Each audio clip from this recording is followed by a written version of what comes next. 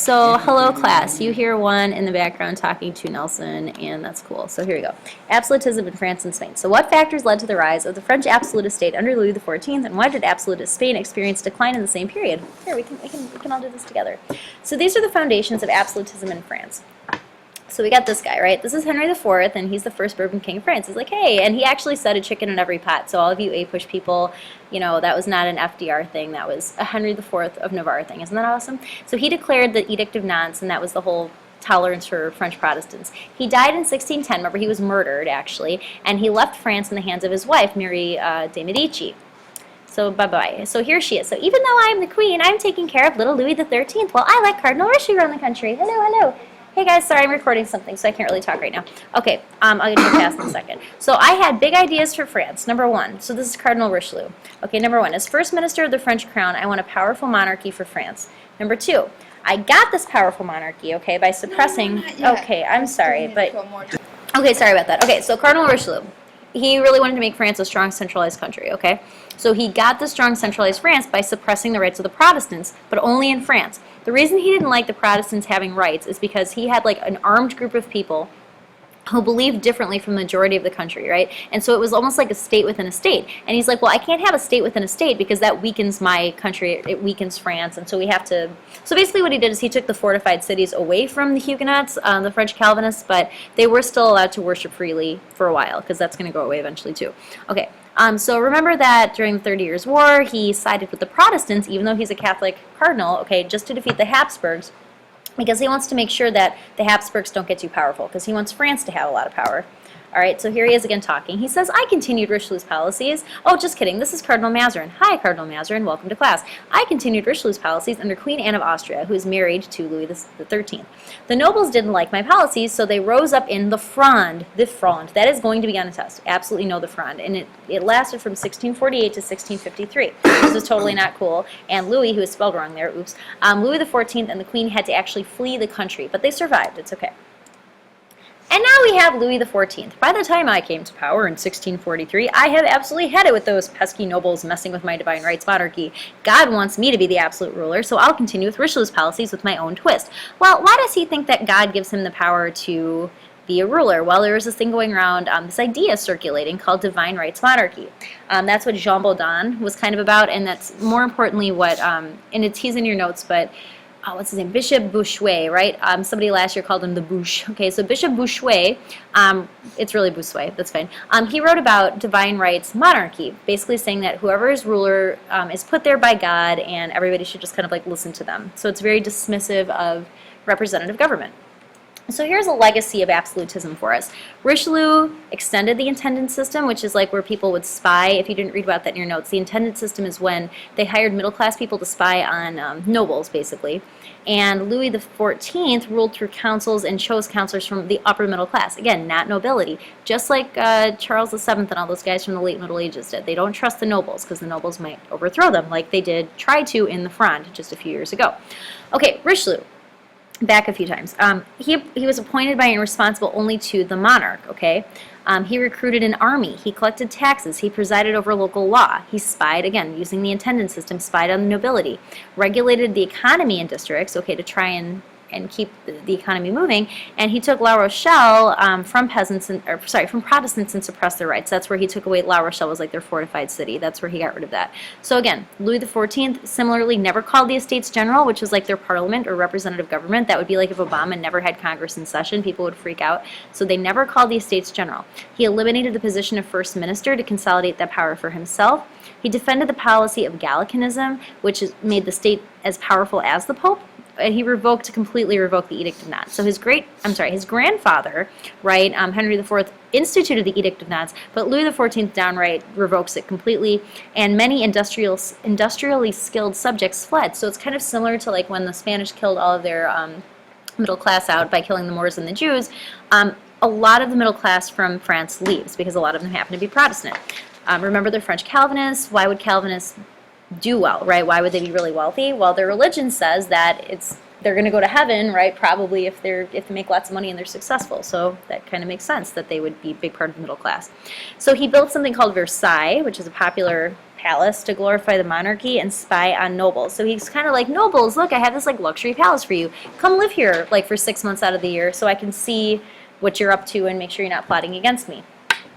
So think about how Louis kind of continued Richelieu's agenda of making France a very strong centralized power. So here's what Versailles looks like from an aerial view here. Louis used noble favors, is what he called it, to ritualize life at Versailles. So he's like, here, come live here for 6 months. It's a privilege, but also I can spy on you and keep you sort of under my thumb. Okay, he was a huge patron of the arts. He was into theater. French, as a result of this, I mean, France had a reputation then of becoming very cultured, and so French became the language of polite society and prestige. In fact, French was like, kind of played the role that English does now. Like everybody in the civilized world, according to Europeans, spoke French because it was like the language. It was the center of European cosmopolitan society. Everybody wanted to know what's going on in France, what's going on in France, and all of this is a result of Louis XIV. Here's some more pictures of Versailles. You can see it's got the painted ceilings. Look how pretty. Here, can you guys like ooh and ah for me for the video? Just like, ooh. Wow. Look how pretty Versailles is. Oh my God, I still want to live there. Okay. So how did he try and keep a strong economy? Well, frankly, Louis XIV didn't. He ended up bankrupting France and is probably like the major cause for the French Revolution in just a few years here. But he tried to have a good mercantilist policy under Jacques-Louis Colbert, one of my favorite people. Not the Colbert Report Colbert, right? This is a different Colbert. So he's all about mercantilism. In the short of it, mercantilism is about exporting more than you import, because if you sell more stuff, then you have more money. The wealth and economy of France should serve the state, is what Colbert said, and that French industry should promote French self-sufficiency to decrease imports and increase exports. Again, that's mercantilism. Got to get all that gold and silver that we can. He says, I supported the textile industry and tried without success to get my company of the East Indies to compete with the Dutch East India Company. I also sent Marquette and Joliet to eventually claim Louisiana. So remember how like the whole Louisiana Purchase thing in the U.S.? Well, it was scouted out under the authority of, okay, sorry, I forgot how to speak. Under Louis XIV, he sent, Marquette and Joliet to check out America. They set up like fur trade, and so that was one way also that they helped their economy. Okay, where did Louis screw it all up? It was with his wars of expansion. Now, expansion is kind of a funny word for his wars, because if you look here in the purple, this tiny little bit of land here is all that he will expand for France. So through a series of very expensive, very costly wars, Louis expanded French territory, and these 3 wars here, the War of Devolution, the Dutch War, and the War of the League of Augsburg, you don't really need to know details about them. You just need to know that they happened and that he got a little tiny bit of land as a result of it. Importantly here, he got Alsace. And if you fast forward to World War I, Alsace and Lorraine here are going to be very contested. Like Germany really, really wants it, and France really, really wants it. And it pretty much caused World War I in many ways. It's important. Okay, here's the big important war you need to remember. It's called the War of the Spanish Succession. It's from 1701 to 1713. So here's the deal. Charles II, a Habsburg, named Bourbon Philip of Anjou as his heir because he didn't have any kids, or at least no surviving males that he wanted to pass his crown to. Now, England, Holland, and the Holy Roman Empire opposed French acquisition of Spain and territories, because what's going to happen is, since this guy is Bourbon, just kidding, that means that he's French. So basically what would happen is when he dies, France would technically get control over Spain and France. I said that backwards, Spain and France. That's not good. You good? Yeah, sure, go ahead. Oh, wait, can you write down like why? You got to write down why they're wrong, or why they're right, sorry about that. Okay, back to lecture. Okay, so Louis was defeated by the British and the Austrians, ultimately in the Spanish Succession. So France will lose the War of the Spanish Succession. What's important about this too, and please write this down, is that it is the first major war that is entirely political and non-religious. Okay, so you guys can check out this slide if you need some more help understanding it. It ends with the Treaty of Utrecht in 1713. This is really, really important. This is important. Not quite as important probably as the Peace of Westphalia, but very, very important also. So it ended the war. Philip of Anjou became Philip V of Spain, but he did not, nor did his successors, hold the French throne. So the same guy that was appointed still got to hold the throne, but he couldn't have any right to the French throne. The Habsburgs and British gained territory, and the French lost New World lands. Well, no, I'll talk about that later. Okay, sorry. Ignore my we're good. So this is really important because it stopped France expanding, and it literally bankrupted France. Okay. So the War of Spanish Succession ended, French expansion, I just said that. Wars in the building of Versailles pretty much bankrupt France, I just said that too. And it set the precedent for absolutist rulers in the East and juxtaposed the constitutional monarchies that would rise in England and the Netherlands. So people in the East are looking at France and going, dude, I want to be just like that, that looks awesome. But in the Dutch Republic and in England, they do the opposite. That's why I said they're juxtaposed to that. They're going to go a more constitutional route. Final thoughts from Louis. He says, oui, I was the Sun King, l'état c'est moi, like I am the state, which is what that means in French, and I think I almost pronounced that correctly. So, moving on to Spain. One of the last things we're going to hear about Spain. So beginning in the 17th century, France was very weak and Spain was very powerful. Why? Well, we just talked about exploration. They had tons and tons and tons of gold and tons of stuff they could sell to get more gold.